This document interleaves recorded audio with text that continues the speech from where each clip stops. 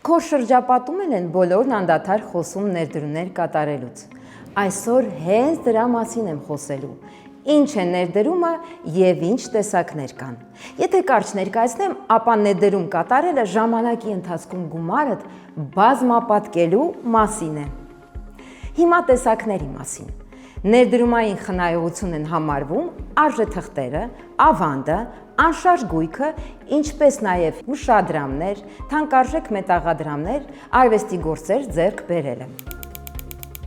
Դու կարող ես կատարել ներդրումներ գնելով բաժնետոմսեր այնպիսի ընկերություններում, ինչպիսիք են Apple-ը կամ Tesla-ն։ Այստեղ ռիսկերը կարող են բարձր լինել, բայց բարձր է նաև եկամտաբերությունը։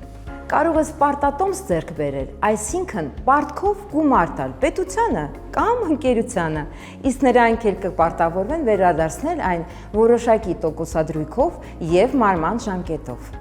Տարածված են նաև թվային ակտիվները, օրինակ կրիպտոակտիվները։ Դրանք կարող են եկամուտ բերել, բայց կարող են նաև շատ ռիսկային լինել։ Ուստի այդպիսի ներդրում կատարել պետք է անել այն գումարով, որը պատրաստ ես և կորցնել։ Անցնենք ավանդներին։ Դրանք լինում են մի քանի տեսակների։ Օրինակ, ժամկետային, երբ հստակ ժամկետով ես դնում, կուտակային, երբ պարբերաբար գումար ես ավելացնում, և ցպահանջ, երբ գումարդ շատ հեշտ հասանելի է, օրինակ քարտիդ վրա է։ Մի փոքր էլ անշարժ գույքի մասին։